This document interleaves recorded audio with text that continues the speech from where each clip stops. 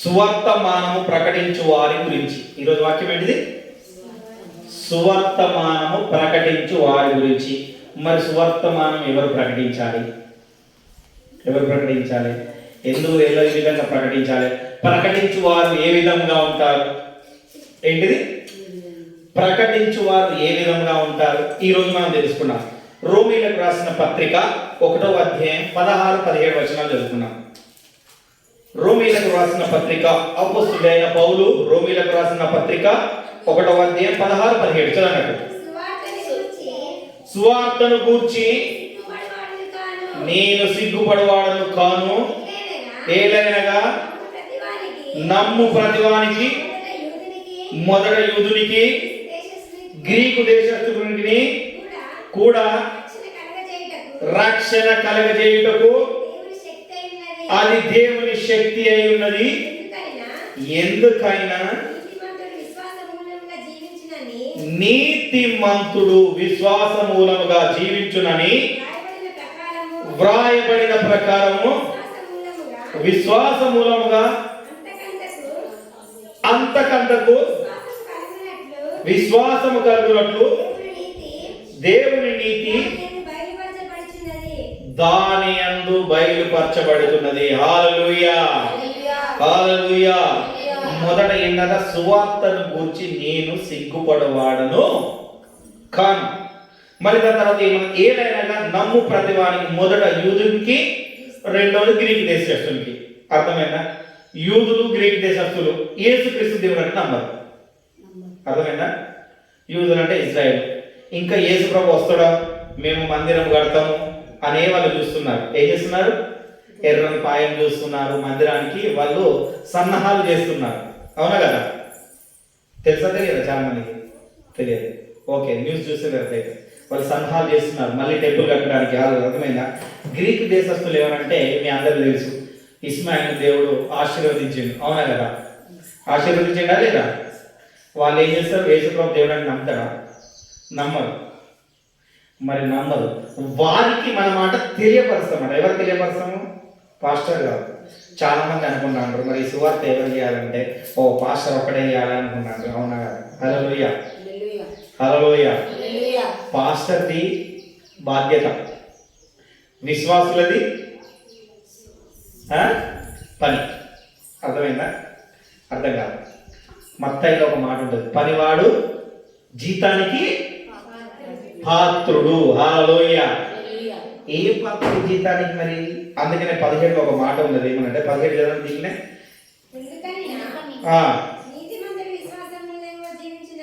నీతిమంతుడు విశ్వాస మూలముగా జీవించునని వ్రాయబడిన ప్రకారం. బైబిల్లో వ్రాయబడినది. నీతిమంతుడు ఎట్లా జీవిస్తాడట? విశ్వాసంగా. నీతి ఎక్కడి నుండి వస్తుంది? మరి బైబిల్ నుండే వస్తుందా, బయట నుండి వస్తుందా? హల్లెలూయా. కొనుక్కుంటే వస్తుందా? ఎక్కడి నుండి వస్తుంది? బైబిల్ నుండే వస్తుంది. అవునా? ప్రకారము విశ్వాస మూలముగా అంతకంతకు విశ్వాసం కలుగునట్లు దేవుని నీతి దాని యందు దేని యందు బయలుపరుచున్నది. దాని యందు అంటే చూడండి, దీని యందు దేవుని నీతి బయలుపరచబడుతుంది. అందరి దగ్గర ఉన్నదా? బైబిల్ ఉందా? ఉన్నదా? ఎక్కడ ఉన్నది? దీనిలో ఉన్నదట నీతి. ఏడుంది? ఈ బైబిల్లో ఉన్న దేవుని యొక్క నీతి మనకు బయలుపరచబడుతున్నది. కానీ అక్షరాన్ని మనం అర్థం చేసుకోవట్లేదు. ఏం చేసుకోవట్లేదు? అర్థం చేసుకోవట్లేదు. బైబిల్లో జరిగినది ఉన్నది, జరగబోయేది ఉన్నది, జరుగుతున్నది ఉన్నది. 3 ఉన్నాయి. ఏమున్నాయి? ఏం చెప్పినా వింటున్నారు? వినట్లేదు. జరిగినది, జరుగుతున్నది, జరగబోయేది. ఆదియందు వాక్యములను, వాక్యమే దేవుడై ఉన్నాడు కనుక వాక్యాన్ని వినేటప్పుడు వాక్యానికి వేగిరపడాలి. చాలా మంది ఏం చేయాలా? వాక్యానికి వేగిరపడాలి. ఎందుకంటే సువార్తను నువ్వు బోధించేటప్పుడు ధైర్యం కలిగి ఉండాలి. ఏం కలిగి ఉండాలా? చాలా మందికి ధైర్యం లేదు బోధించడానికి. ఎందుకంటే నీకు ఎందుకు ధైర్యం లేదు అంటే, నీకు చూసుకుంటే వెనక చూసుకుంటే అంతటి గుంటే లోయ. ఏం కనబడుతుంది? లోయ. నేనేమన్నా చెప్తే మళ్ళీ నన్ను ఏమన్నా అంటారేమో, ముందుగా నేను చూసుకోరా. ఎవరన్నా ఏమంటే ఏది చూపిస్తే ఏదో నాకు ఏది చూపిస్తారా, నీకు 4 ఏళ్ళు చూపుతాను అంటారా అంటారా? సామెత విన్నారా? విన్నారా లేదా? హల్లెలూయా, హల్లెలూయా. విన్నారా లేదా? అవునా కదా? అందుకని ఏంటంటే ఎక్కడ వస్తుందంటే, అందుకనే దావీదు కారుడు అంటున్నాడు. నేను కీర్తన ఎందుకు చదివిస్తాను? దావీదు కారుడు అంటున్నాడు, ఆ జ్ఞానం ఎక్కడ వస్తుందంటే ఆలయంలో వస్తుందట. ఆలయంలో ప్రార్థన చేస్తేనే దేవుడు ఆలకిస్తాడట. అంటే వ్యక్తిగతంగా ఇంట్లో ప్రార్థన చేస్తే ఆలకించాడా? ఆలకిస్తాడు. కానీ ప్రత్యేకించబడినది అనమాట. హల్లెలూయా. ఏర్పరచడం వేరు, ప్రత్యేకించబడడం వేరు. అవునా కదా? రెండు ఉన్నాయి. ఏర్పరచడం వేరు, ప్రత్యేకించబడడం వేరు. హల్లెలూయా. ఏర్పరచడం అంటే ఒకటి తీసి ఒక 10 మందిని ఒకటి ఏర్పరిచి ఆటలో ఒక ఆట ఆడుతుందంటే ఆటలో 10 మందిని తీసి వాళ్ళకు ఒక లీడర్ని పెడతారు. ఏం చేస్తారు? ఒక లీడర్ పెడతారు. ఆ లీడర్ ఏంటంటే గైడెన్స్. ఏం చేయాలి అంటే బాగా జ్ఞానం కలిగినోడు అనుకో, వాడికి బాగా ఆట వచ్చు అనుకో, వాడు ఆట ఆడితే వాడు లీడర్గా ఉంటే వాళ్ళ లీడర్షిప్లో వీళ్ళందరూ ఆడి కప్పు గెలుచుకుంటారు. అర్థమవుతుందా? మరి ఆట ఆడేది మాత్రం అందరూ ఆడుతున్నారు కదా? అర్థమవుతుందా లేదా? లీడర్ కూడా ఆట ఆడుతున్నాడా? 10 మంది ఈ లీడర్ అందరు కలిసి ఆట ఆడుతున్నారు కదా? ఆడుతున్నారా లేదా? మీకు అర్థమైతలేదు. వాక్యం మంచి వాక్యంలోకి వెళ్ళిపోతాను. ఈ రోజు మంచి వాక్యం చెప్తున్నా. ఈ రోజు దేవుడు మంచిగా బయలుపరచండి నాకు వాక్యాన్ని. మంచిగా వినాలి. ఏం చేయాలా? అందరు ఆడతారు. అందరు ఆడితేనే ఆట గెలుస్తారు, కప్పు వస్తుంది. అవునా కదా? మరి సువార్త ప్రకటించడానికి ఒక పాస్టర్ మాత్రమే ఎందుకు వెళ్ళాలి? ఒక పాస్టర్ మాత్రమే ఎందుకు ప్రకటించాలి? విశ్వాసులు ఎందుకు ప్రకటించకూడదు? హల్లెలూయా. అర్థమవుతుందా? దీంట్లో కొద్ది మంది మన దాంట్లో వాక్యాన్ని ప్రకటించిన వాళ్ళు ఉన్నారు. వాళ్ళు కూడా చెప్తున్నాయి. హల్లెలూయా. ప్రకటించిన వారంటే కార్యం జరుగుతుంది, ఇక్కడ జరుగుతుందని పిలిచి తీసుకొచ్చిన వాళ్ళు, వచ్చి ఇక్కడ బాగుపడి వెళ్ళిన వాళ్ళు ఉన్నారు. హల్లెలూయా. ఏం చేసిండ్రు? అది కూడా సువార్తనే. అది సువార్త కాదంటారా? సువార్త. ఎందుకంటే బైబుల్ను పట్టుకున్నావు. ఎప్పుడు పట్టుకున్నావు? బైబుల్ని ఎప్పుడైతే నువ్వు పట్టుకొని ఆ జ్ఞానాన్ని ఎప్పుడైతే నువ్వు సంపాదించుకుంటున్నావో అది బయలుపరచబడుతుంది నీకు. ఎక్కడ బయలుపరచబడుతుంది? ఇక్కడ బయలుపరచబడుతుంది. దేవుడి మందిరంలో మనం ఉన్నప్పుడు ఏమైతుందంటే బయలుపరచబడుతుంది. అప్పుడు ఏం చేస్తామంటే అధికారికంగా బోధిస్తాము. అపోస్తుల కార్యం 9:15 చూడండి ఒకసారి. పక్కనే ఉంటుంది లెఫ్ట్ సైడ్. త్వరగా తీయాలి. కొంచెం చాలా సేపు ఉంటుంది కనుక త్వరగా 9:15.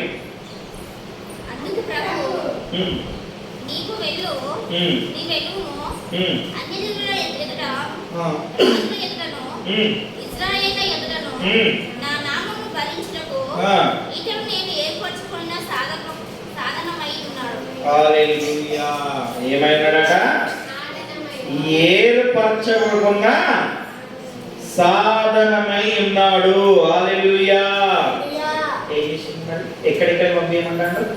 అని చెప్పారు. మనం ఎప్పుడు ఎవరితో కలిసి ఉంటాం? అర్థమైందా?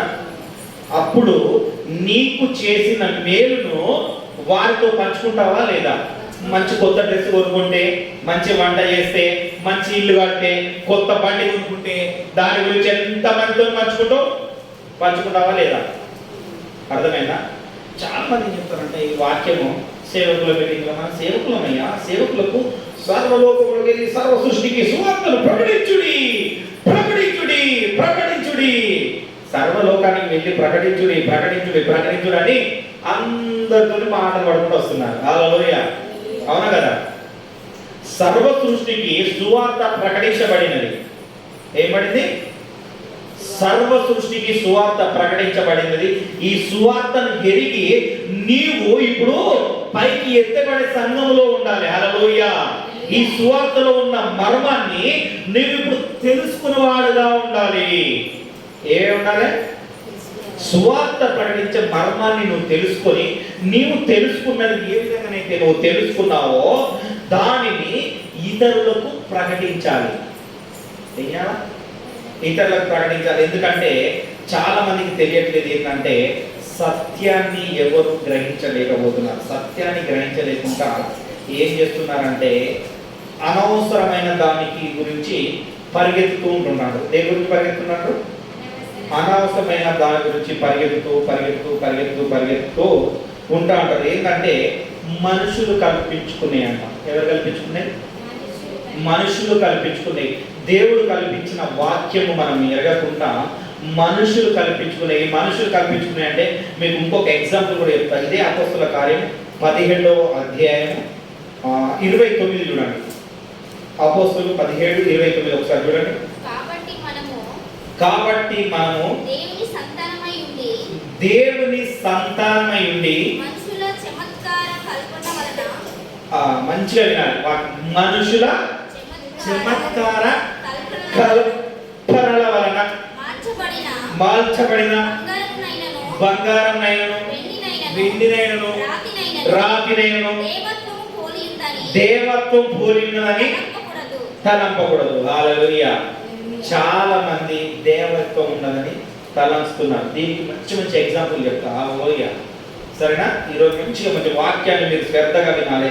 ఎందుకంటే ఇక్కడ ఏమంటున్నాడు అపోస్తలుల పైన ఏమంటున్నాడంటే మనము దేవుని సంతానమై ఉన్నాము. అవునా కదా? అందరూ ఒకటే. ఏంటంటే ఈ కాలంలో నాసా ఒక ప్రయోగం చేస్తుంది. ఆ ప్రయోగం ఇంకా చేస్తున్నది. అన్ని దేశాల వల్ల DNA తీసుకొని వీళ్ళందరూ మనుషులందరూ ఒక్కటేనా కాదా అని నాసా ప్రయోగం చేస్తుంది. తెలుసా? చాలా రోజులుగా చేస్తుంది ఈ ప్రయోగం. ఈ ప్రయోగం వల్ల చాలా మందికి తెలిసింది ఏంటంటే అన్ని దేశాల DNA ఒకటే అవుతుందంట. ఏమైతుంది? ఒకటే. ఎందుకంటే మనుషులు బబులోను పట్టణం కడుతుందంటే ఏంటి, దేవునికి దగ్గరగా వస్తారేమో అని నైట్ దేవుడు ఏం చేసిండు? భాషలను వేరుపరచబడిండు. ఎందుకంటే మానవునికి కొంచెమే జ్ఞానం తక్కువ చేసినాడు. ఎంత తక్కువ చేసిండు? కొంచెము. 100% చూసుకున్నాం. 100%ల 90% మానవునికి ఇచ్చిండు, 10% మరుగుపరిచిండు. కానీ మనం ఆ 90% ఉపయోగించుకుంటున్నామా? కనీసానికి 10% కూడా ఉపయోగించుకోలేదు. ఎవరు? హల్లెలూయా. ఉపయోగించుకుంటున్నారా?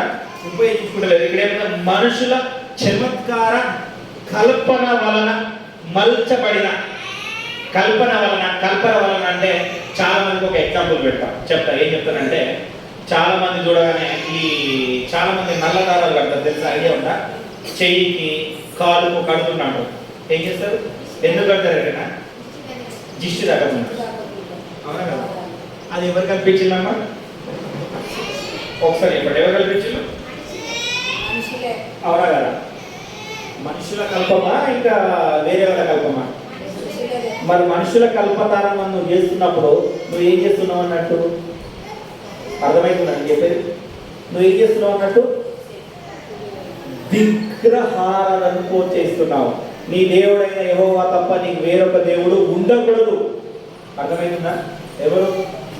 వేరొక దేవుడు ఉండకూడదని ఆజ్ఞయిస్తే నువ్వు మనుషుల కల్పతరమైన దాన్ని ఆచరిస్తున్నావు. ఎందుకంటే వాడు ఆచరిస్తున్నాడు, నేను ఆచరిస్తాను, ఏమో నాకు జరుగుతుందేమో అని.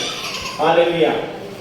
ఏమో జరుగుతుంది అనుకుంటున్నావు. నువ్వు నీ మనసులో అది అనుకొని నువ్వు ఏంటంటే లోకంలో చేస్తున్నావు. కానీ నీవు బైబిల్ అనుసారంగా ఉండట్లేదు. బైబిల్ ఏంటంటే సత్యమైన మార్గాన్ని చూపుతుంది. చాలా మంది తెలియదు. ఈ బైబిల్ ఏంటంటే ఒక పుస్తకం రాసినా కానీ ఎవరు ఏది తెలిసినా కానీ దాంట్లో ఒక కనెక్ట్ చెప్తారు. ఏం చెప్తారు?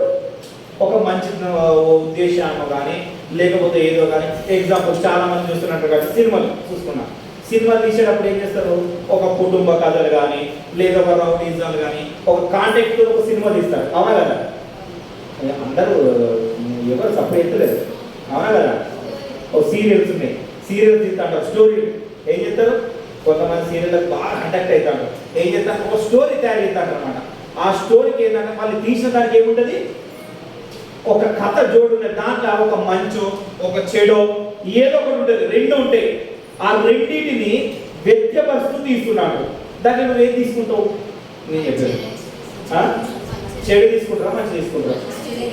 ఏం తీసుకోవాలా? అది నీకు మంచిదైతే నీకు నీతోటి ఉన్న వారికి నిన్ను వారిని పొరుగు వారిని ప్రేమించు. నీతోటి వారికి ఉన్న వారికి ఓకే అనుకుంటే దాంట్లో మంచి తీసుకో. లేదు నీకు పనికి రాదంటే పనికి లేదు తీసేసేయి. అవునా కదా? అర్థమవుతుందా? అవునా కదా? కానీ వాళ్ళు చేస్తున్నారు, నేను చేస్తున్నా అంటే అక్కడ ఏమైతుంది? కల్పన. కల్పన అంటే ఇది మనం ఏమంటారు అంటే కల్పించినవి, ఊహాగానాలు. అర్థమవుతుందా?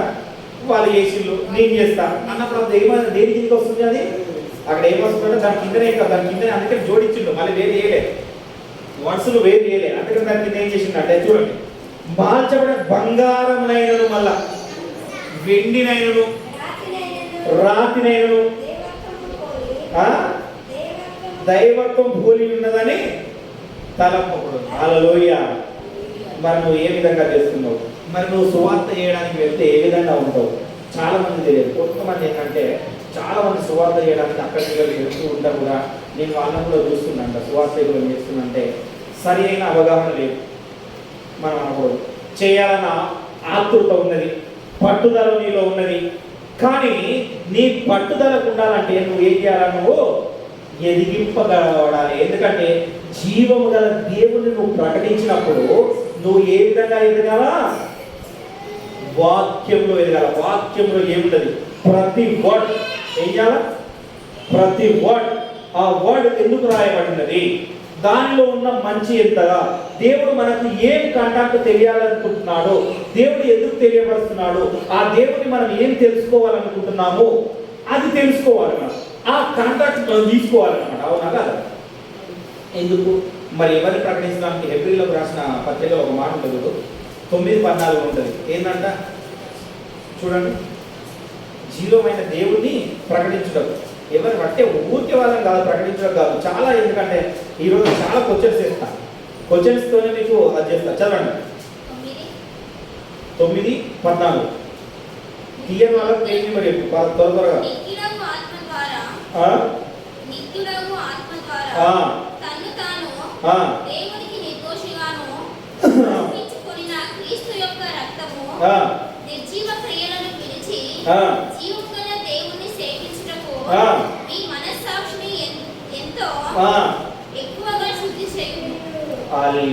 మంచిగా విన్నారా? చదవాలి, మంచిగా చదవాలి. నిత్యుడకు ఆత్మ ద్వారా తన్ను తాను దేవునికి నిర్దోషిగా అర్పించుకొనిన. ఎవరు అర్పించుకున్నారు? యేసుక్రీస్తు. మర్చిపోతున్నారు. ఏంటంట? ఆయన తండ్రి, నా ఆత్మను నీకు అప్పగించుతున్నాను. ఏం చేస్తున్నాడు? ఒక మాదిరికరంగా. ఆ మాదిరికరం అంటే తండ్రి అంటే తండ్రి ఎవరో లేరు అక్కడ, చాలా మందికి తెలియదు. అందుకనే తండ్రి అంటే ఇంకోరు ఉన్న దేవుడు అనుకొని చెప్తున్నాడు. ఏం చెప్తున్నారు? ఇంకోరు అనుకొని చెప్తున్నారు, కానీ ఎవరు లేరు. మనము మన ఆత్మను ఆ యేసుక్రీస్తుకు ఏ విధంగా సమర్పించుకోగలిగితే, నిత్యుడగు ఆత్మను తన్ను తాను దేవునికి నిర్దోషిగా, యేసయ్యా నేను పాపములో ఉన్న నా పాపములను పవిత్రులుగా కడగని నిర్దోషిగా నీ మనసు పూర్తిగా నీ హృదయాన్ని ఆయనకు సమర్పించుకోవాలి. హల్లెలూయా. వాక్యం అర్థం చేసుకోండి. నిత్యుడు తండ్రి అంటే దేవుడు కాదు, యేసు ప్రభువు. ఆయన వచ్చిండు, ఆయన అర్పించుకున్నాడు. దానికి ఉదాహరణ అన్నమాట. దీనిలో ఉన్న ఉదాహరణ మనం తీసుకోవాలి. హల్లెలూయా. అర్థమవుతుందా? ఆ ఉదాహరణను తీసుకొని అర్పించుకొని ఆ కొనిన క్రీస్తు యొక్క కొనిన ఏంటంట? యేసు ప్రభు కొన్నాడు రక్తం పెట్టి. ఏం పెట్టి? ఇటు వినాలి అందరు. రక్తం పెట్టి కొన్నాడు. మనలా అవునా కదా? కొనడా లేదా? ఆయన రక్తాన్ని విలయించి కొన్నాడు. నిర్జీవ క్రియలను విడిచి జీవము గల దేవుని సేవించుటకు మీ మనస్సాక్షికి. నిర్జీవ క్రియలు అంటే ఇప్పుడే చెప్పినాను. ఏం చెప్పినా? ఒక ఎగ్జాంపుల్ చెప్పిన, తాడు గురించి చెప్పిన ఎగ్జాంపుల్. అది నిర్జీవ క్రియ కిందకే వస్తుంది. అవునా కదా? అర్థమైందా? ఇంకొక మంచి ఎగ్జాంపుల్ చెప్పిన, అందుకనే చెప్పిన. వాక్యంలోకి వెళ్తున్నానంటే కొంచెం లోతుగా వెళ్దాం. ఎందుకో ఈరోజు ఎందుకో లోతుగా వెళ్ళాలనిపించింది నాకు. నిర్జీవ క్రియలను అవన్నిటిని విడిచిపెట్టి మనస్సాక్షిని ఎంతో యొక్క శుద్ధి చేసుకొని ఏం చేసుకోవాలా? హృదయాన్ని శుద్ధి చేసుకోవాలి. హృదయాన్ని శుద్ధి చేసుకోవాలంటే తలంపు మారాలి. హల్లెలూయా. తలంపే మన ఉద్దేశం ఏంటి? హృదయ శుద్ధి గలవారు ధన్యులు, వారు దేవుణ్ణి చూస్తారు. దేవుణ్ణి చూడాలి అంటే ముందుగా నీ ఆలోచన శక్తి మారాలి. ఎందుకంటే నీ నాసికారంధ్రంలో జీవవాయువు ఊదిండు. హల్లెలూయా. మొదట ఎక్కడ వచ్చింది? ఇక్కడ వచ్చింది. ఇక్కడ వచ్చిందా? అర్థమైంది నేను చెప్పేది? ఇక్కడ నుండి వచ్చిందా, ఇక్కడ నుండి వచ్చిందా? నాసిక రంధ్రం నుండి వచ్చింది. చాలా మంది ఇంకొక మంచి చెప్తాను. యేసు అనే అర్థానికి చూడండి, యేసు, ఏ అన్నప్పుడు గాలి లోపలికి వెళ్తుంది, సు అన్నప్పుడు గాలి ముందుకు వస్తుంది. హల్లెలూయా. ఆయన మన నాసిక రంధ్రంలో ఆయన వాయు ఊదిండు. అర్థమవుతుందా?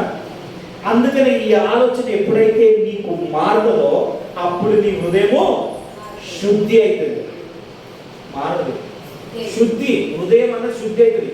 ఎందుకంటే కొంతమందికి లివర్స్ ఖరాబ్ అవుతుంది. ఏమైందంటే బాగా తాగి లివర్ ఖరాబ్ అయిందా అంటారు. అవునా కదా?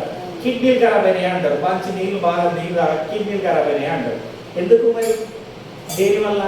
మరి శుద్ధి ఏ విధంగా కావాలా? దాన్ని శుద్ధి చేయడానికి ఏదో ఒకటి ఉన్నది కదా, మార్గం ఉన్నదా లేదా? మెడికల్ ఒక మార్గం ఉన్నది. అవునా కదా? మన హృదయము మనది అటు ఇటు తిరుగుతున్నది, నిర్దోషంగా అనవసరమైన వేరే వాళ్ళు చెప్పిన మనసాక్షి చెప్పిన ప్రకారం తిరుగుతున్నది. ఇంతకుముందు మన వాక్యంలో చూసుకున్నట్టుగా. అవునా కదా? అర్థమైందా అన్న? 17-29 అపోస్తులు ఏం చేస్తున్నాం? మనసాక్షిగా తిరిగినట్టు ఎవరు చెప్పినట్టు వాళ్ళు తిరుగుతున్నది. అది వదిలేసి ఆలోచన శక్తిని మనం ఒక్కసారి గ్రహిస్తే, ఈ ఆలోచన ఒక్కదాన్ని ఒకసారి గ్రహిస్తే అన్ని ఆటోమేటిక్గా మారుతాయి. అవునా కదా? అర్థమవుతుందా? ఆలోచన శక్తి ఎప్పుడైతే నీలో ఆలోచన శక్తి ఎప్పుడైతే మారుతుందో అప్పుడు నువ్వేమంటే నీ హృదయం శుద్ధీకరించబడి నువ్వేమవుతుంటే దేవుని సువార్త యథార్థముగా చేస్తావు. హల్లెలూయా. ఎక్కడ చేస్తావు? తిమోతికి రాసిన మొదటి పత్రికలో ఉంటది. ఎప్పుడు చేస్తావట? యథార్థంగా. ఎప్పుడు చేస్తావు? నీకు మారినప్పుడు, నీ హృదయం ఏం చేసినప్పుడు? మారినప్పుడు. 1:18 నుంచి చదవండి. తిమోతికి రాసిన మొదటి పత్రిక 1వ అధ్యాయము 18 నుండి చదువుకున్నాం ఒకసారి. మొదట ఏంటంటే ఇక్కడ ఏమనుందంటే అపోస్తుడైన పౌలు ఎవరికి రాస్తున్నాడంటే తిమోతికి రాస్తున్నాడు. ఏమని రాస్తున్నాడు? ఆ తిమోతి అంటే ఒక పాస్టరే కాదు, ఏం కాదు, సంఘస్థులు అనుకోవచ్చు, ఒక సంఘంలోనూ నా కుమారుడే అనుకోవచ్చు. అవునా కదా? ఈయన ఒక తండ్రికి స్థానంలో ఉండి ఆయన కుమారుడు అని ఆయనను సంబోధిస్తున్నాడు. అంటే ఆయన పుట్టిన కుమారుడు అనుకోకూడదు. అవునా కదా? తెలిసినవాడు, పిల్లవాడు, ఎవరైనా ఏ బేట అయితే ఆ బేట అంటాం. ఏ బేట అయితే రానంత మాత్రం సొంత కొట్టాడు కదా. సంబోధించడం అర్థమవుతుందా? అందుకని ఆలోచన విధానాన్ని మార్చుకోవాలి. మనం ఏం చేసుకోవాలా? ఆలోచన విధానం ఎప్పుడైతే మారుతుందో అప్పుడు ఈ సత్యం తెలియబడుతుంది. లేదా మనకు తెలియబడదు. చదవండి 18 నుంచి చదువు. నా కుమారుడైన తిమోతి, విశ్వాసములో మంచి మనస్సాక్షి అట. మళ్ళీ ఎక్కడికి వచ్చింది? మనస్సాక్షికే వచ్చింది. అవునా కదా? మళ్ళా హృదయానికి వచ్చింది. మరి హృదయం ఏం కావాలి? మరి శుద్ధి కావాలి. శుద్ధి కావాలంటే ఏం చేయాలా? ఆలోచన విధానం మారాలి. ఆలోచన విధానం మారాలంటే విశ్వాసం, ఫేత్. ఉన్నది లేనట్టుగా, లేనిది ఉన్నట్టుగా నువ్వు ఏదైతే కల్పించుకుంటున్నావో, ఏ తాడు మీద కల్పించుకుంటున్నావో, ఏ బంగారం మీద నువ్వు కల్పించుకుంటున్నావో, అర్థమవుతుందని చెప్పేది. దేని మీద అయితే నువ్వు కల్పించుకుంటున్నావో ఆ కల్పనలు దాన్ని ఆ రూపకారాన్ని పక్కన పెట్టేసి ఆ రూపం లేని దాని గురించి ఎప్పుడైతే నువ్వు ఆలోచిస్తావో, ఆ రూపం లేకుండా ఉన్నది ఏంటంటే ఆత్మ ఒకటే. ఆత్మకు రూపం ఉందా? మరి ఆత్మ ఉన్నదని మనకు తెలుసా తెలియదా? నేను బతుకున్నానంటే నాలో ఆత్మ ఉన్నది. నాలో ఉన్న ఆత్మ దేవుని అంత పోతే చాలా మంది అంటే పరమాత్మలో కలిసింది, ఆత్మ పరమాత్మలో కలిసింది అంటారు. అన్ని గ్రంథాలలో ఉండదు. అవునా కదా? ఎక్కడ మన ఆత్మని మన దేవుని దగ్గర పోతున్నాడు, వాళ్ళేమో పరమాత్మలో కలిసింది అంటారు. అవునా కదా? కానీ మరి సత్యం ఎక్కడ ఉన్నదని ఎరగరేవారు. అర్థమవుతుందా? సత్యాన్ని పడితే యేసుక్రీస్తు దేవుడికి ఖచ్చితంగా తెలిసిపోతుంది. అప్పుడు మన ఆలోచన విధానం ఎప్పుడైతే మారుతుందో, మనకి ఎప్పుడైతే ఫేత్ వస్తుందో, ఈ ఆలోచన విధానం ఎప్పుడైతే మారుతుందో అప్పుడు హృదయం అన్నది శుద్ధి చేయబడుతుంది. చదవమ్మా.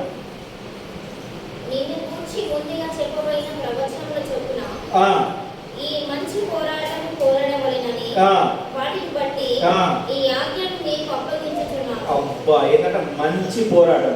మంచి పోరాటం ఉన్నది అంటే మంచి అని ఇక్కడ ఎందుకు మెన్షన్ చేసిన అంటే చెడ్డ పోరాటం కూడా ఉన్నది. అవునా కదా? గుర్తుపెట్టుకోవాలి. కొంతమంది అంటారు దేవుడు ఉన్నాడా అంటే దేవుడు ఉన్నా కదా దయ్యం ఉన్నాడా? దయ్యం ఉన్నది, దేవుడు ఉన్నాడు నమ్ముతారు. కొంతమంది దేవుడు లేడు, దయ్యం లేదు. అవునా కదా? మంచి చెడులు ఉన్నాయంటే ఉన్నాయి, మంచి చెడు ఉన్నది అంటారు. అవునా కదా? మంచి పోరాటం పోరాడాలి. ఏం పోరాడాలట? మరి ఏ మంచి గురించి నువ్వు పోరాడుతున్నావు? ఏ సత్యాన్ని నువ్వు గ్రహిస్తున్నావు? నీకు మేలు జరిగితే ఇతరులకు నువ్వు మేలు పంచుకుంటున్నావా లేదా? నీ మేలు అర్థమవుతుందని లేదా? నువ్వు ఎప్పుడైతే నీ మేలును ఇతరులకు మంచిగా పంచుకుంటావో, నీ మేలును ఎప్పుడైతే ప్రకటించుకుంటావో, ఎప్పుడైతే ఆయన ఆలయంలో నువ్వు నివసించి ఆయనకు నిమిత్తము నీ సమస్య నిమిత్తం ఎప్పుడైతే నువ్వు ప్రార్థన చేస్తావో అప్పుడు నీకు అన్ని అనుగ్రహించబడతా ఉంటాయి. హల్లెలూయా. చూడు అంతే.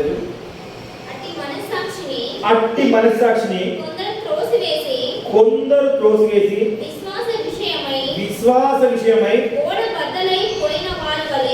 గోడ బద్దలైపోయిన వారి వలె చెడి ఉన్నారు. వాళ్ళు ఏం చేస్తున్నారన్న? విశ్వాసము తోసివేసి, అంటే నాకు తెలుసులే అయ్యా, నువ్వు చెప్తాను పాస్టర్ నాకు తెలుసులే, ఇవాళ ఒక్కరోజు పోకపోతే ఏమవుతుంది, ఇవాళ ఒక్కరోజు ప్రార్థన చేయకపోతే ఏమవుతుంది, ఇది ఒక్కరోజు వేరే పని చూసుకుంటా నేను, ఇది ఒక్కరోజు నేను అది చేస్తాను. నేను ఏం చేస్తాను? ఒక్కరోజు నాకు తెలియదా? అవునా కదా? అన్నీ తెలుసు. మరి తెలియదు ఏంటి? మరి ఏంటిది? వాక్యం లేదు. హల్లెలూయా.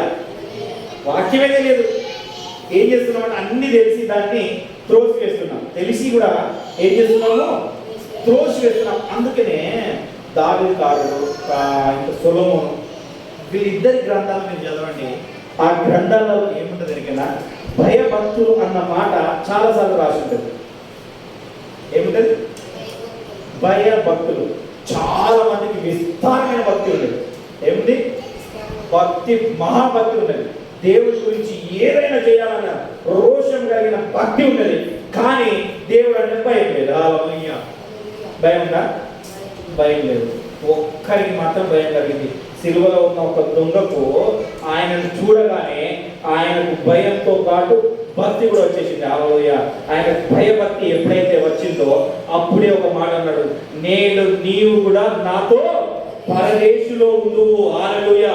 నీకు భక్తి ఉంది కానీ భయం లేకపోతే నువ్వేమంటే నువ్వు ఎవడవో నాకు తెలియదు, అక్రమం చేయి వాళ్ళారా నా యుద్ధం నుండి వెళ్ళిపోండి. హల్లెలూయా. అవునా కదా? ఒక్క దినాన్ని నువ్వు ఎప్పుడైతే ఈ ఒక్క దినమే కదా సింపుల్ గా నువ్వు ఎప్పుడైతే తోచి వేస్తావో, నువ్వు విశ్వాసం నీ ఓడను ఎప్పుడైతే బద్దలు కొట్టుకుంటావో, ఓడ అనగా ఏంటంటే సంఘం. అర్థమవుతుందా?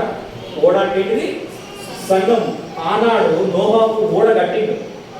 ఓడ కట్టిందంటే ఆ ఓడ కాదు ఇప్పుడు కట్టడం. ఇప్పుడు ప్రపంచానికి సరిపడ ఓడ మనకి కట్టలేదు. హల్లెలూయా. అవునా కదా? పిల్లలు సైలెన్స్. అర్థమవుతుందని చెప్పేది? ప్రపంచానికి సరిపడ ఓడ. ఈ ఓడ అనగా ఏంటంటే మందిరం, సంఘం. ఈ ఓడను ఏం చేస్తున్నారట?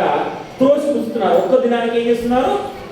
త్రోసి పుచ్చుతున్నారు. వాక్యం చెప్తుంది, నేను చెప్పట్లేదు. నేను చెప్తే కొంతమంది కోపం వస్తుంది కావచ్చు, నేను చెప్తే బాధ అనిపిస్తుంది కావచ్చు.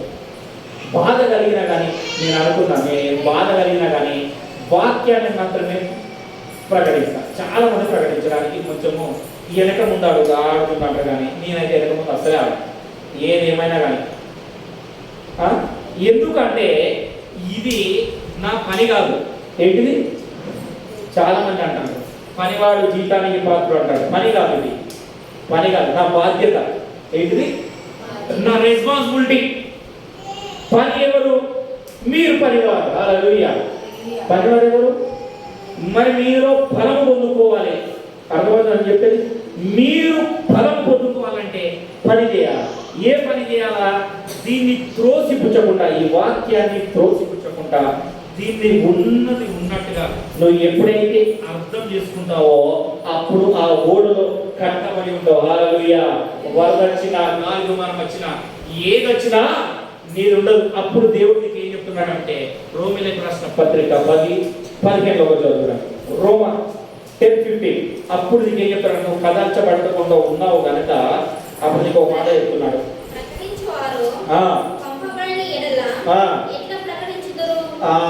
అందుకనే ప్రకటించబడవారిగో పంపబడిన నేను వచ్చిన ప్రకటిస్తున్నా. ఓకేనా? ఓకే, చదువు.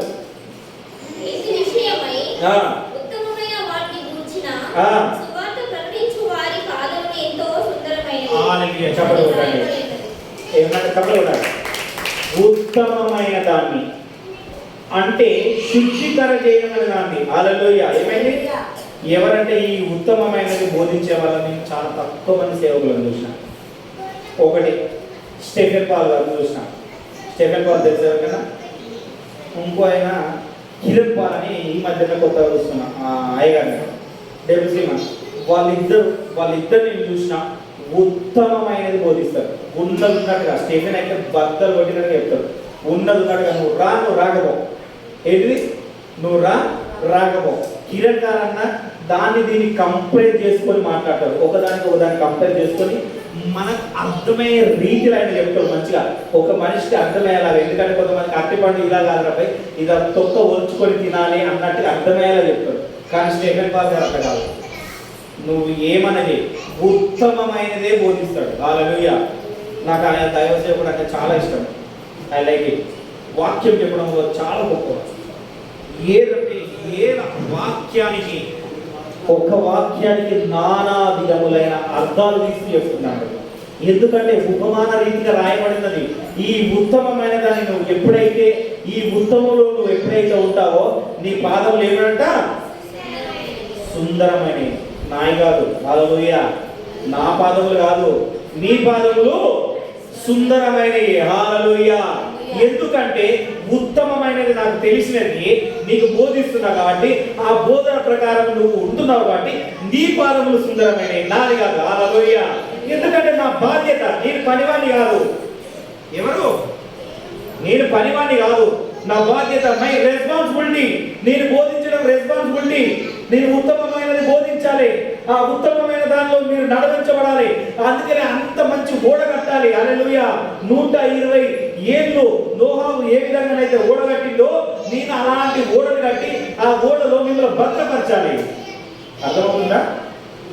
ఆయన ఏం చేసిండు? రెస్పాన్సిబిలిటీ తీసుకున్నాడు. పని చేయలేదు. ఏదో లాభం వస్తుందని ఏరా ఓడ కట్టలే, లాభం వస్తుందని ఓడ కట్టాలి. అర్థమవుతుందని చెప్పేది. ఓడగట్టి లాభం వస్తుందని డబ్బులు తీసుకొని రాండి వచ్చిన వాళ్ళు కానీ అనలే. ఏం చేసాడు? దేవుడు చెప్పినాడు. చెప్పగానే ఆయన పని అనుకోలేదు. ఇది నా రెస్పాన్సిబిలిటీ. ఏమనుకున్నాడు? చెప్తే ఏమొస్తాయి? ఇప్పుడు అది ఇప్పుడు ఎవరైనా పని చేస్తే ఇప్పుడు మనం అందరం పని చేస్తే మనకు డబ్బులు వస్తాయి. బ్రతకడానికి తిండి, అవునా కదా? పని చేస్తున్నాం, అవునా కదా? కానీ నీవు నీ ఆత్మ ఎక్కడ ఉంటుంది? తర్వాత దీని తదంతరం అర్థమైంది. దీని తదంతరాన్ని ఏమైతుంది? ఈ ఆత్మ ఎక్కడ జీవిస్తుంది, ఏ విధంగా జీవిస్తున్నావు అనేది మెయిన్ కాన్సెప్ట్. హల్లెలూయా. అన్ని గ్రంథాలు చెప్తున్నాయి, ఒకటే గ్రంథం కాదు. ఎవరి దగ్గర ఏ గ్రంథం ఉన్నా కానీ ఆ గ్రంథం, ప్రతి గ్రంథము ఆత్మకు శిక్ష ఉన్నది అనేది కంపల్సరీ చెప్తున్నారు. కనుక నువ్వు ఎప్పుడైతే ఉత్తమ దాన్ని ఎన్నుకొని నువ్వు రక్షింపబడతావో అప్పుడు ఏంటంట నీ పాదములు సుందరమై ఉంటాడు. అందుకే అలా రక్షింపబడిన వాళ్ళు ఏం చేస్తారంటే ఇతరులకు బోధిస్తాడు, ఇతరులకు తెలియపరుస్తున్నాడు. అవునా కదా? హల్లెలూయా. ఇతరులకు అక్క తెలియపరిచి వారి సిస్టర్ తీసుకొచ్చింది, ప్రార్థన చేసిన స్వస్థత పొందుకున్నారు, బాగున్నారు. వీళ్ళ సగగుల వాళ్ళని తీసుకొచ్చి ప్రార్థన చేసిన బాగున్నారు. ఎందుకు? ఉత్తమమైన దాన్ని పట్టుకున్నారు. అర్థమవుతుందా? సరి అయిన దాన్ని పట్టుకున్నారు, సరి అయిన వాక్యంలో నడుస్తున్నారు. అవునా కదా? అప్పుడు ఎవరి పాదములు? మరి సువార్తికుడి పాదములా లేకపోతే పనివారి పాదములా? ఇప్పుడు చెప్పండి, ఇది ఎవరికి సంబంధించినది? నేను ఈ వాడిని ఇంకొక చూసిన. మరి ఇది కొత్త నిబంధనలు రాయబడింది. మరి పాత నిబంధనలు ఎక్కడన్నా ఉన్నదా? సువార్త గురించి మన పాత నిబంధన సువార్త ఉన్నదా? అసలు ఉన్నదా? రాయబడినది. తీయండి ఒక మాట.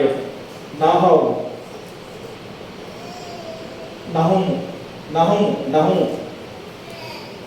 పేజ్ నెంబర్ కూడా చెప్తా. 768 పేజ్ నెంబర్. పాత నిబంధనలో 768. నహుము 768 పేజ్ నెంబర్ చూడండి. 1:15 ఒకసారి 1:15 చదవండి. ఏంటంట? సువార్త ప్రకటించుచు సమాధాన వర్తమానము తెలియజేయమని పాదములు పర్వతము మీద ఎక్కడ కనబడుతున్నాయట? ఎక్కడ? ఏంటంట? వర్తమానం అన్నమాట. సువార్త ప్రకటించు సమాధాన వర్తమానం. ఏంటిది? సమాధానం లేదు చాలా మందికి. అంటే వాక్యం సరిగ్గా అర్థం కాదు. బావిలో కప్ప, చాలా మంది ఏమన్నారు, ఈ బావి చూసి ఆ కప్ప ఉండేట ఆ బావిలో పడే తిరుగుతుంటది. ఇదే నా లోకం, ఇక ఏంటి ఇదే నా లోకము. కానీ బయటకంటే చెరువు ఉన్నది, సముద్రం ఉన్నది అన్న విషయము దానికి తెలియదు. నాకు తెలిసిన 4 ముక్కలే, ఇక తెలిసిన ఆ వాక్యాన్ని బట్టి ఇదే చెప్తాంటారు. మరి ఇక్కడ ఏమన్నా చెప్తున్నారు, మరి ఎవరికన్నా మీకు డౌట్ రావచ్చు, అది పాఠశాలకు వర్తిస్తుంది కదా, వాళ్ళ పాదములు సుందరమైన ఏదైనా వర్తిస్తారు కదా అన్నట్టు. మరి ఇక్కడ ఏమున్నది, మరి పాత నిబంధనలు ఏమున్నది, ఎవరికి ఉన్నది? సమాధాన వర్తమానము తెలియజేయు వారి పాదములు. సమాధాన వర్తమానము మీరు ఎవరికి తెలియజేస్తున్నారో అప్పుడు మీ పాదములు సుందరమై ఉంటది. హల్లెలూయా. అర్థమవుతుందని చెప్పేది. అంటే నీ మేలు పొందుకొని నువ్వు ఇతరులతో ఎప్పుడైతే పంచుకుంటావో అప్పుడు నీ పాదములు దేవుని ఎదుట సుందరమైనవి ఉన్నాయట. హల్లెలూయా. ఎందుకు అంటే సువార్త నువ్వు తెలుసుకున్నది నువ్వు ప్రకటించకపోతే, నీవు ఏదైతే తెలుసుకుంటున్నావో దాన్ని ప్రకటించకపోతే, లాస్ట్గా నేను మాట చెప్పబోతున్నాను ఏంటంటే శ్రమ. ఏంటంట శ్రమ. దీనికి కూడా ఒక ఎగ్జాంపుల్ చెప్తుంది. కొరింథీయులకు రాసిన మొదటి పత్రిక 9:16 ఉంటుంది. సువార్త ప్రకటించకపోతే శ్రమ అన్న మాట ఉంటుంది. దాని తర్వాత ఒక మంచి ఎగ్జాంపుల్ చెప్తాను. కొరింథీయులకు రాసిన మొదటి పత్రిక 9వ అధ్యాయము 16వ వచనం చూడండి. లాస్ట్గా, నేను సువార్తను ప్రకటించుచున్నాను, నాకు అతిశయ కారణము లేదు. ఒక్క నిమిషం ఆపండి. అతిశయ కారణము లేదు. అర్థమవుతుందా? అతిశయ కారణం అంటే ఏంటిది? రీజన్. అర్థమవుతుందా? ఏంటిది రీజన్? సువార్త ప్రకటించడానికి రీజన్ కావాలి. నువ్వు పాస్టర్ రక్షింపబడ్డా చెప్పండి, మరి నువ్వు ప్రకటించడానికి నీకు ఏమన్నా రీజన్ కావాలా? అర్థమవుతుందా నేను చెప్పేది? నువ్వు ప్రకటించచ్చా ప్రకటించకూడదా చెప్పు. నేను చెప్పేది ప్రకటించచ్చా ప్రకటించకూడదా? బైబిల్ ప్రకారం ఏంటి? ప్రకటించవచ్చు, అందరూ ప్రకటించవచ్చు. అర్థమవుతుందా? దానికి ఏ రీజన్ లేదు. చదవండి.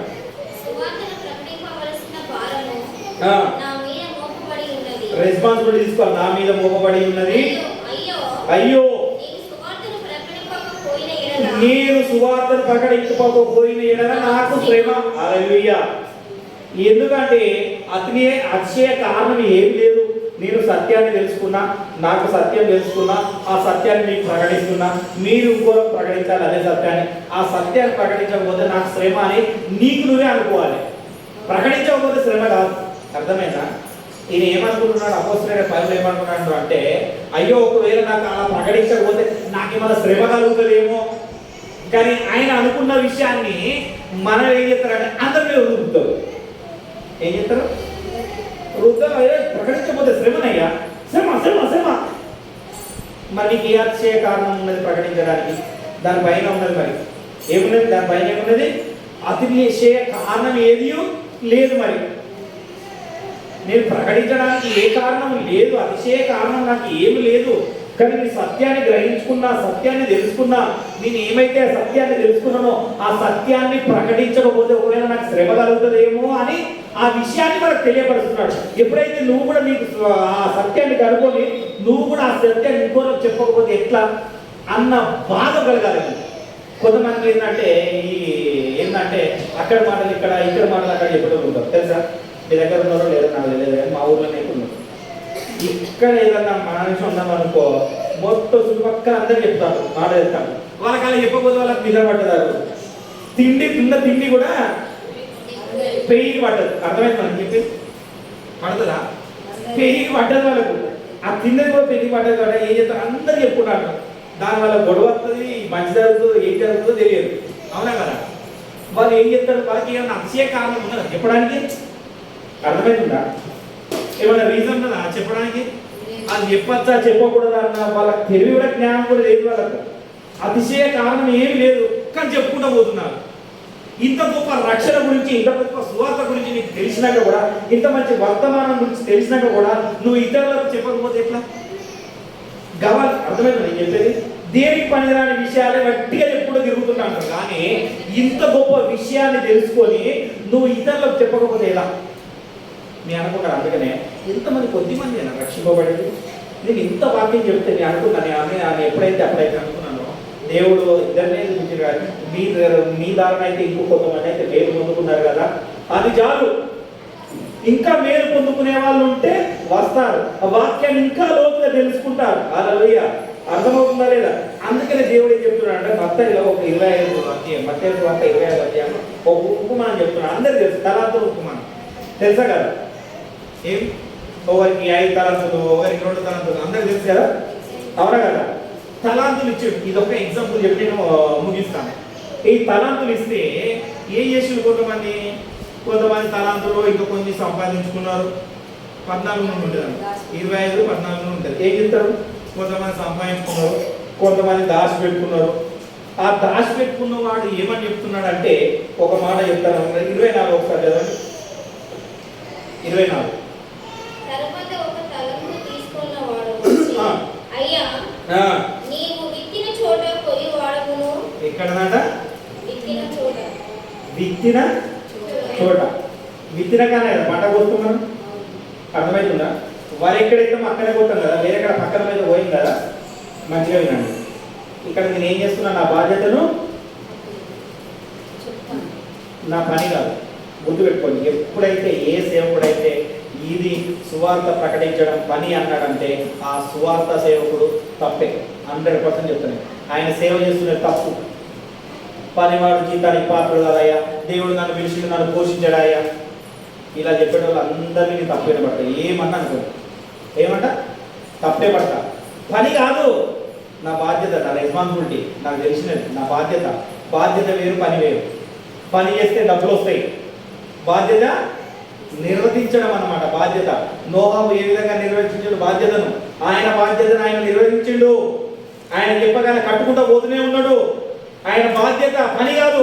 ఏదో లాభం వస్తుందని చేయలే ఆయన, ఏదో లాభాన్ని ఆశించలేదు. అర్థమవుతుందా? చదవండి. చల్లని చోట పంట పూడ్చుకున్న వాడనైనా కఠినుడవని నేను ఎరుగుదును. చల్లని చోట పంట పూడ్చుకున్న వాడనైనా. చల్లని చోట అంటే ఇక్కడ చల్లని ఏం లేదు, ఇక్కడ ఏం లేదు, ఇక్కడ దేవుని వాక్యం ఎక్కడ లేదు. అక్కడ ఏం చేస్తారంటే ఆ కూర్చున్న మంట అక్కడ ఎక్కడైతే కూర్చున్నామో ధాన్యం మీద కూర్చున్నామో అక్కడ మంచి ఉన్నది కాబట్టి ఇక్కడ ఆరబోస్తుంటాను. ఏం చెప్తాను? అర్థమవుతుందా?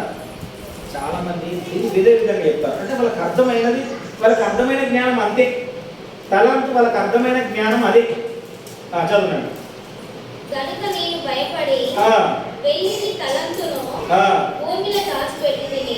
ఏం చేసిందంట? భయపడి భూమిలో దాచిపెట్టింది. అంటే భయపడి భూమిలో దాచిపెట్టిందంటే దీనికి కూడా రీజన్ చెప్పింది. రాగానే అందరితో ప్రార్థన చేపించినాను. ఎందుకు చేపించినారు సార్?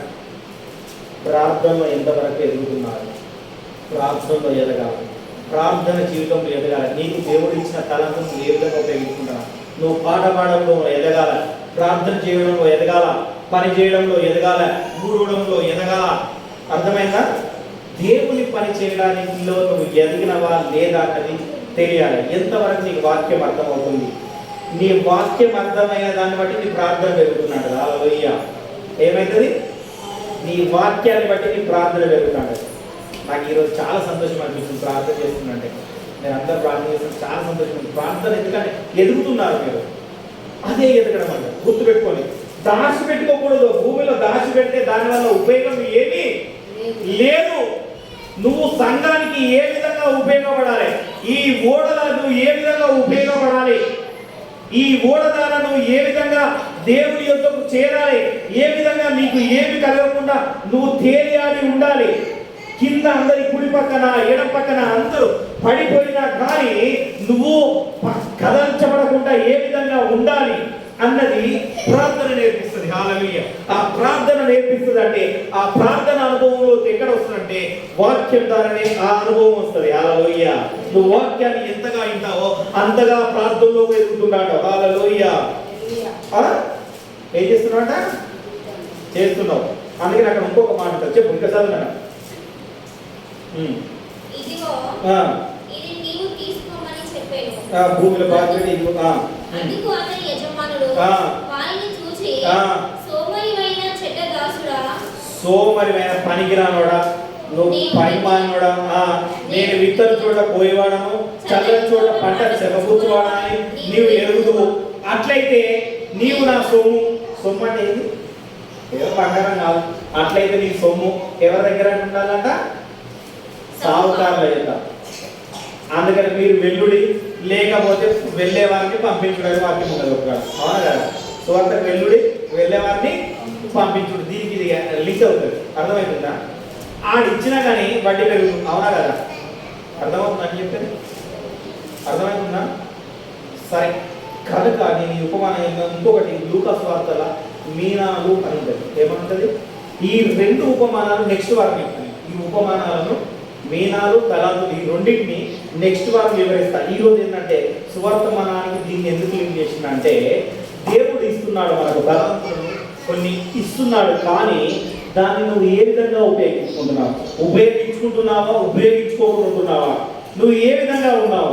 నువ్వు ఏ విధంగా నడుచుకుంటున్నావు? నువ్వు విన్న వాక్యాన్ని ఎంతవరకు అర్థం చేసుకుంటున్నావు? కనుక ఆ వాక్యంలో నువ్వు ఎంతవరకు ఎదుగుతున్నావని ఈరోజు చెప్తున్నాను. నీ పాదములు సుందరంగా ఉండాలి. నీ పాదములు ఎక్కడ ఉండాలంట? కొండ పైన ఉండాలి. ఏడున్నది? నహంలో ఏమన్నది? కొండ మీద అన్నదా లేదా? పర్వతముల కొండ మీద నీ పాదములు చూడాలి అందరూ. హల్లెలూయా! అంత సుందరమైన పాదములు. నీ ఏదైతే సత్యాన్ని తెలుసుకున్నావో ఆ సత్యాన్ని ఇతరులకు ఎప్పుడైతే నువ్వు పంచుతున్నావో అప్పుడు నీ పాదం ఎక్కడ ఉంటాయి? సుందరంగా కొండల మీద ఉంటాయి. కనుక మనం ఏం చేయాలి? ఎంతవరకు అర్థం చేసుకున్నాం? సత్యంలో ఎంతవరకు ఉన్నాము? మన మైండ్ సెట్ని ఎంతవరకు మార్చుకుంటున్నాము? మన హృదయాన్ని ఎంతవరకు శుద్ధి చేసుకుంటున్నాము? మన శుద్ధీకరణ ఎంతవరకు ఉన్నది? వాక్య శుద్ధీకరణలో ఎంతగానో ఎదుగుతున్నాము? ప్రార్థనలో ఎంతగానో ఎదుగుతున్నాము? దేవుని పని విషయంలో ఎంతగానో ఎదుగుతున్నాము? ఆయన మందిరానికి రావడంలో ఎంత ఎదుగుతున్నాము? మందిరంకి వచ్చి ఎంత నేర్చుకుంటున్నాము? ఎంత దేవునికి ఇంకా నువ్వు దగ్గర అవుతున్నావు? నువ్వు ఎన్ని మార్కులు సంపాదించుకుంటున్నావు? ఆ పరలోకానికి వెళ్ళడానికి నువ్వు మార్కులు ఎన్ని సంపాదించుకుంటున్నావు? కొంతమంది ఉంటా అంటారు, ఏం చేస్తున్నారంటే 100 మార్కులకు ఒక 35 వస్తే చాలా పాస్. గవర్నమెంట్ పెట్టే రూల్ ఏంటిది? 100కు 35 వస్తే పాస్. అవునా కదా? దేవుని విషయంలో 100కు 100 సంపాదించుకోవాలా? 100కు 50% సంపాదించుకోవాలా? చెప్పండి. అది ఇది ఒక్క విషయాన్ని చెప్పి ప్రార్థన చేస్తాను. ఎన్ని సంపాదించుకోవాలి? 100కు 100 సంపాదించుకోవట్లేదు అందరూ. మినిమంగా సంపాదించుకోవాలి. ఎందుకంటే 100 మార్కులకు 90 మార్కులు, 95 మార్కులు ఎవరైతే సంపాదించుకుంటారో వాళ్ళు ఒక మంచి పొజిషన్లో ఉంటారు. ఏమంటారు? అవునా కదా? మంచిగా చదువుతుంటా అంటే వాడు రెగ్యులర్గా స్కూల్కి వెళ్ళి టీచర్ చెప్పింది మంచిగా విని, ఆ టీచర్ చెప్పిన బాధ్యతను చెప్తున్న ఆ బాధ్యతను సరిగ్గా విని వీడు మంచిగా చదివి మంచిగా ఉన్నాడు ఏం చేస్తాడు? ఎదిగింపబడతాడు. అవునా కదా? ఎదిగింపబడతాడా? తొక్కబడతాడా? అవునా కదా? వీరు చెప్తే చెప్పేది నేను వింటా, నాకు 35 మార్కులు అంతా పాస్ అయిపోయింది, ఏమైనా రాస్తుంది అన్నాడు. ఎత్తుంటాడు, ఏం చెప్తాడు? గంటాడు. అవునా కదా? ఇద్దరికి వ్యత్యాసం ఉన్నదా లేదా? ఉన్నదా లేదా? ఒక పొజిషన్ ఉన్న అధికారికి మామూలు వ్యక్తులకు పొజిషన్ ఉన్నదా లేదా? వ్యత్యాసం ఉన్నదా లేదా? దేవుడు కూడా అదే విధంగా చూస్తాడు. నీ వ్యత్యాసాన్ని చూస్తాడు. నువ్వు ఎంత నేర్చుకుంటున్నావు? ఎంతగా నువ్వు నాకు దగ్గర అవుతున్నావు? ఎంతగా నా మాట వింటున్నావు? ఎంతగా నాతో నడవడానికి నువ్వు ఇష్టపడుతున్నావు? నాతో పరలోక రాజ్యంలో ఉండడానికి నువ్వు ఎంతగా ఇష్టపడుతున్నావా లేదా? హల్లెలూయా! అది చూస్తున్నాడు. కనుక వాక్యాన్ని అర్థం చేసుకొని మనం ఈ ఓడలో ఎప్పుడైతే ఉంటామో, ఎంత సరిగ్గా కట్టబడతామో, ఈ పేర్చబడిన ఓడలో ఎంత సున్నితంగా మనం దూరుస్తామో అప్పుడే మనం ఆశీర్వదించబడతాము. ఆయన ఎదుట 100కు 100 మార్కులు సంపాదించుకుంటాం. లేకపోతే ఊకే డుంబలు కొట్టి ఈ మనుషులకు చేసిన ఏంది ఇప్పుడు ఇంతకుముందు చూపించిన కదా, మనుషులు చేసుకున్న కల్పితంలో ప్రకారము ఈ విధంగానే నడుచుకుంటే నువ్వు ఎక్కడ ఉండవు? అక్కడనే. అంటే నువ్వు కొంచెం జస్ట్ పాస్ అవుతాను. ఏమవుతాను? జస్ట్ పాస్ అవుతున్నావు, కానీ ఎక్కడ వేసిన గొంగలి అక్కడే. అవునా కదా? ఎగరాలా? గాలి వచ్చినప్పుడే తూర్పాలు పట్టుకోవాలి. ఏం చేస్తారు అప్పుడు? అంతకుముందు గాలి వచ్చినప్పుడే తూర్పాలు పట్టుకోవాలి. కనుక నువ్వు వాక్యంలో ఎదిగి, సువార్త విషయంలో ఎదిగి, ఆయన సువార్త విషయంలో ఎంతమందికి నువ్వు ప్రకటిస్తావో, ఎప్పుడైతే నువ్వు ఎదుగుతావో నీ పాదములు సుందరంగా ఉంటాయి, నీ హృదయం శుద్ధీకరించబడుతుంది. కనుక మనం ప్రార్థించుకున్నాం, ఎంత ఎదుగుతున్నాం ప్రభువా, నేను ఇంకా ఎదగాలనా, ఇంకా ఎంత ఎదగాల ప్రభువా అని మనం ప్రార్థన చేసుకున్నాం. అందరు ప్రార్థన చేసుకున్నాం.